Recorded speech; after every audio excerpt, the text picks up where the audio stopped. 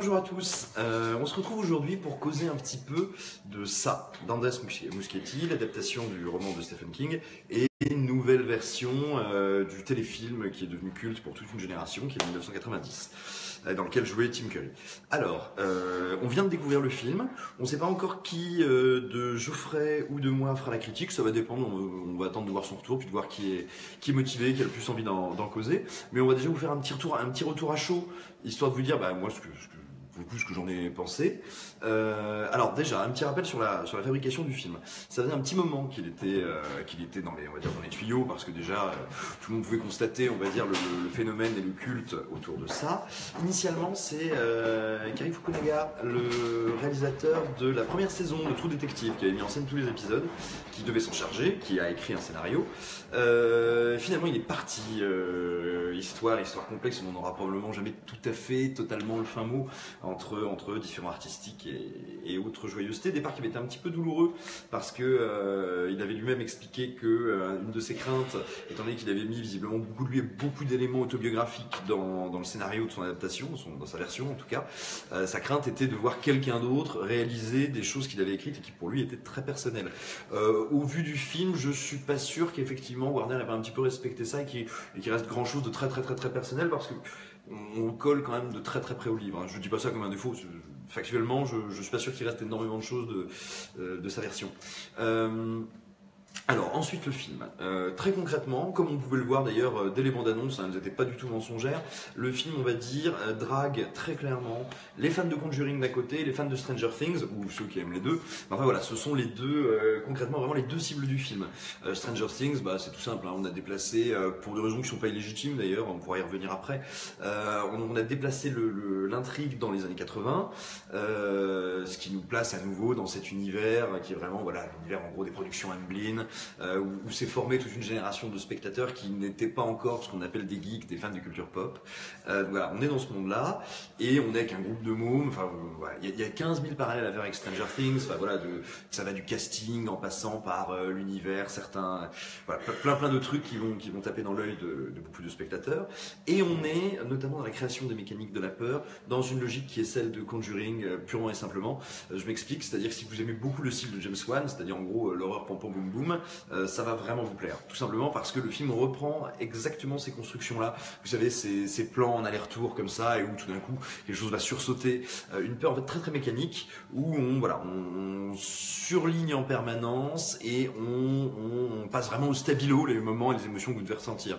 C'est-à-dire qu'en gros, vous pouvez pas vous tromper quand il va se passer quelque chose qui inclut un clown dégueulasse. En général, on a des musiques très fortes qui commencent à monter, on a un montage très tonitruant. Chaque effet de rythme, effet de cassure ou de surprise est vraiment maximisé par le mixage sonore, et on retrouve vraiment cette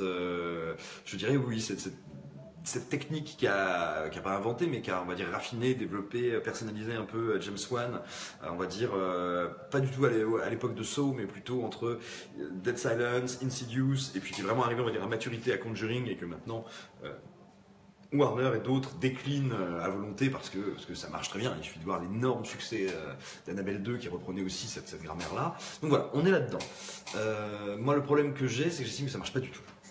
Ça marche absolument pas en termes de peur, tout simplement parce que là ils arrivent à un tel point, ils surlignent tellement tout ce qu'ils entreprennent. Il n'y a pas un moment où on laisse le spectateur s'imprégner un peu d'une ambiance, d'une atmosphère. On essaye tellement en permanence de guider son émotion et de dire attention, là tu es surpris, oh attention là tu as peur, oh quelque chose a jailli, même si on n'avait pas remarqué.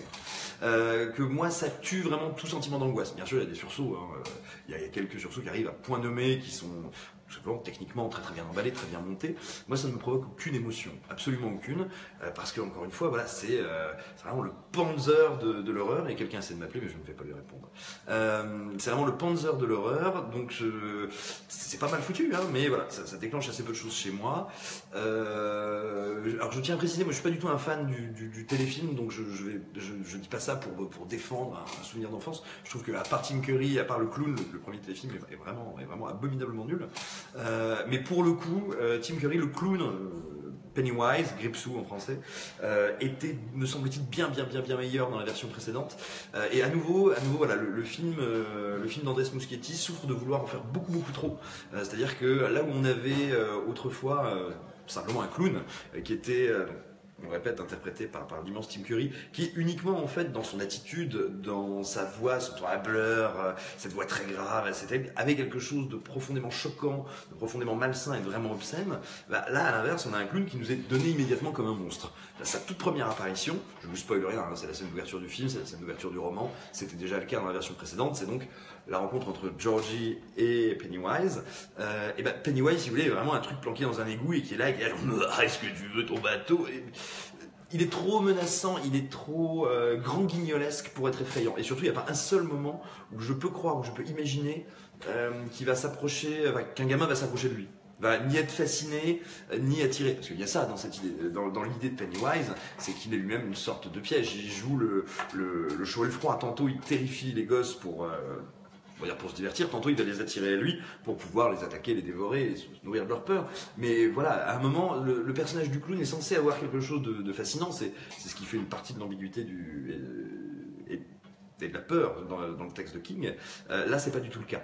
Non pas que Bill Skarsgård soit mauvais, hein, il fait même plutôt très très bien le taf. Je pense que c'est vraiment la direction qui est choisie, qui à mon sens est trop grandiloquente. Et encore une fois, tout nous est tellement donné, prémâché. En fait, moi ce que j'en viens à penser, je pense que ces films ne sont pas faits pour faire peur. Ils ne sont pas du tout faits pour angoisser. En réalité, ils sont faits pour nous donner le sentiment d'avoir eu peur. Ils sont faits parce que, en gros, on est guidé, comme je disais, en permanence. Et cette idée, c'est de dire à un spectateur qui est un spectateur lambda, c'est pas un jugement de valeur, hein. On va dire qu'il n'est pas ni un spécialiste ni un passionné de cinéma de genre et d'horreur, pour dire à ce spectateur qui va venir ici par curiosité, par intérêt pour le livre de King, ou parce qu'il a entendu dire que tout le monde en causait, que c'était vachement bien, de dire à ce spectateur, tu as regardé un film d'horreur, c'était très effrayant. Donc il faut tout lui surligner, il faut lui mâcher en fait les émotions. Je pense que ces films ne sont pas faits pour faire peur, ils sont faits pour tous nous convaincre collectivement qu'on a vu quelque chose qui faisait peur. Et donc c'est ce que le film s'échine à faire. Il répète tout 3 fois, il surligne tout. Voilà, moi ça me gêne énormément. En revanche, alors pareil, le côté Stranger Things, Dieu sait que les gamins jouent bien. Franchement, l'interprétation des gosses va de bonne à vraiment excellente. Sophia Lillis, la jeune fille qui joue Beverly, qui était probablement un des rôles les plus complexes à interpréter, se débrouille vraiment super bien. Super bien. J'arrive à faire grincer ma chaise. Elle se débrouille extrêmement bien, elle a un jeu qui est remarquablement fin. La mise en scène de Muschietti, quand il traite d'elle, devient soudain extrêmement intelligente parce qu'il filme un truc qui est quand même délicat. C'est cette espèce d'amour collectif du petit groupe du club des losers pour cette gamine. Et ce moment, cette bascule dans la préadolescence, dans l'adolescence, où on prend conscience que son corps est en train de changer et où on porte un regard sur l'autre qui n'est plus de l'ordre du simple affect, mais où il y a une naissance vraiment de désir. Et il arrive à filmer ça de manière, je dirais, à la fois simple, très légère et en même temps authentiquement sensuelle. Et ça, c'est assez fin et c'est assez fort. Puis voilà, elle est vraiment une interprète remarquable. Donc ça, c'est bien. Après, voilà, cette espèce de côté, on va mettre plein de blagues pour les geeks et on va décider que nos gamins, le club des losers, je sais pas comment ils peuvent être le club des losers, hein, ils font tellement des super blagues méta, ils sont tellement drôles, ils ont tellement d'idées qui fusent à la minute. Je comprends pas pourquoi c'est pas les rois du collège, quoi.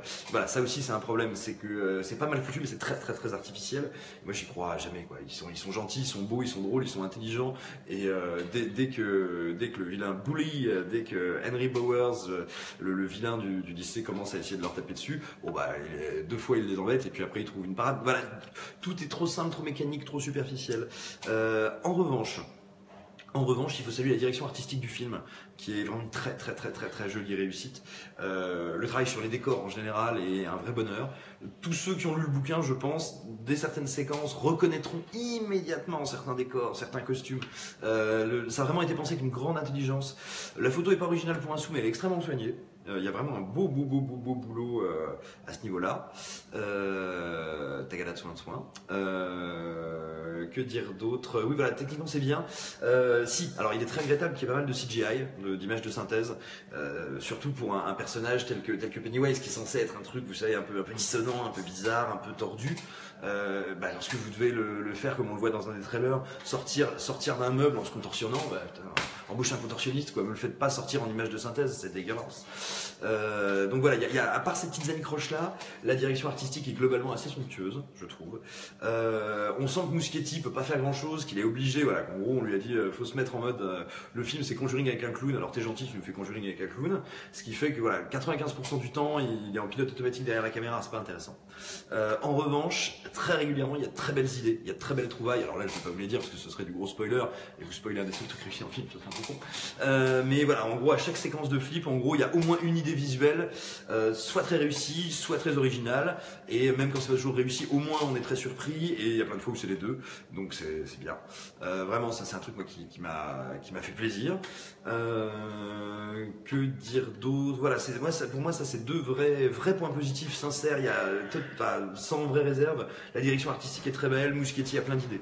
Voilà. Après le souci effectivement c'est donc tout ce qu'on a dit préalablement. Le film ne fait pas peur. Le film est beaucoup trop calqué en fait dans ses mécaniques sur les modes du moment, et du coup il a beaucoup de mal à développer un univers malgré le soin qu'il y a apporté au niveau direction artistique. Alors ensuite, si vous n'avez pas encore lu le roman et que vous comptez le lire et que vous voulez pas vous le faire spoiler, arrêtez ce live tout de suite. Mais là maintenant je vais parler des différences, en gros de la stratégie d'adaptation on va dire qui a été menée. Donc si vous avez besoin d'arrêter ce live, je vais vous laisser en quelques secondes, savoir est-ce que vous voulez vous faire spoiler le roman ou pas. Je vous laisse réfléchir et je bois un petit peu d'eau. Alors, le roman. Ils ont fait un choix, un vrai choix pour le coup. Dans cette adaptation, il faut savoir que le livre est un récit imbriqué entre un présent qui se déroule en 1986 et un passé en 1957. Je crois que je suis bon au niveau des années, mais enfin voilà, années 80, années 50, 27 ans d'écart, avec les mêmes personnages, adultes et enfants. Et en fait, tout simplement, on va dire, les rebondissements de leur vie d'adulte font écho au flashback de l'enfance et réciproquement. On va dire les deux époques s'éclairent l'une l'autre, et on a comme ça une construction qui est, on va dire, assez simple dans la forme et extrêmement subtile dans les enjeux qu'elle développe. C'est un truc qui était vraiment très réussi. Alors, retirer la partie adulte pour faire un film intégralement consacré aux gamins, puis après un deuxième film consacré aux adultes, c'est pas en soi une mauvaise chose, pas grave. Mais ça demande de la réécriture, ça demande de retravailler l'enchaînement et on va dire la narration, tout simplement parce que toutes ces scènes où les gosses, avec les gosses dans le livre, répondaient aux scènes des adultes. Donc il fallait évidemment réécrire tout ça pour trouver, on va dire, une structure un peu fluide. Et le problème, c'est que là, pour le coup, le film est trop fidèle. Alors, il y a des petits changements, il y a des adaptations, notamment dans le background des personnages, qui sont pas cons du tout. Il y a d'assez jolies choses. Mais le grand problème, c'est que quand on garde, on va dire, la structure de la partie enfantine ou ado du roman, le scénario n'a plus aucun sens. Il y a notamment oui, parce qu'en gros, si vous voulez, il y a 45 minutes du film quasiment qui ne servent à rien. Mais à rien, rien du tout. Je m'explique. Dans le livre, alors qu'on suit donc le retour des adultes dans la ville de Derry, ce retour à leur personnalité nous est explicité, nous est éclairé par différents flashbacks. En gros, grosso modo, on va dire un flashback par gamin et qui touche à sa rencontre avec Pennywise, avec l'entité qui vit sous Derry. Et là maintenant, je bois du café.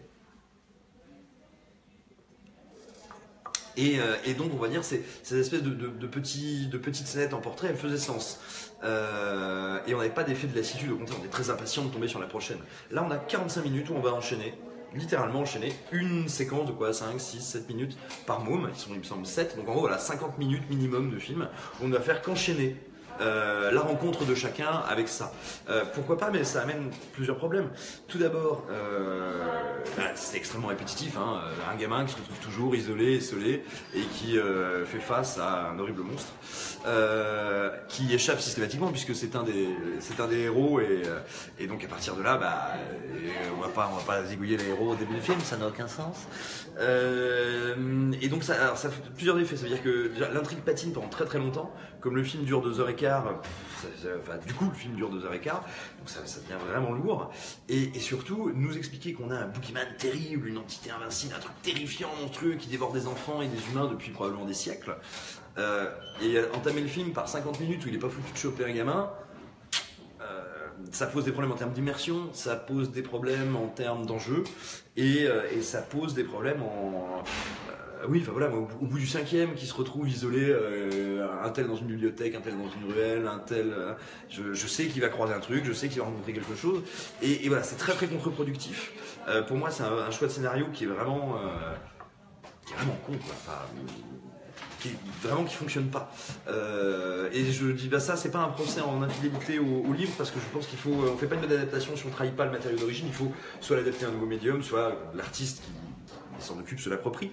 Mais là, à mon sens, c'est pas une question d'appropriation. Ça a été fait pour de bêtes raisons de production pure, tout simplement parce que faire un film avec les enfants, un film avec les adultes, c'est plus simple plutôt que de devoir trancher au milieu du récit, et ça permet tout bêtement, dans le cas où il n'y aurait pas de deuxième épisode, ce qui est depuis est confirmé, on sait, là, le deuxième est en production, mais ça aurait permis, on va dire, de clore dignement, quoi, d'avoir une histoire finie. D'ailleurs, c'est pour ça que le ton du film est très conclusif, et que s'il n'y avait pas le carton à la fin nous disant chapitre 1 c'est terminé, à bientôt.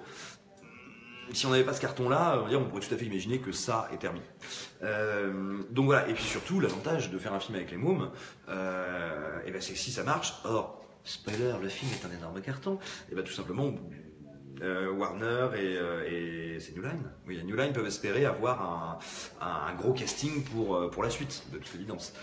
Donc voilà, moi je vois pas bien de raison artistique de procéder à ce gros changement structurel. Par contre, il y a plein de raisons de production, sans compter qu'en plus en ce moment on est en plein dans la mode, justement, on l'a dit, de Stranger Things, des 80s, des années 80, donc il faut battre le fer tant qu'il est chaud.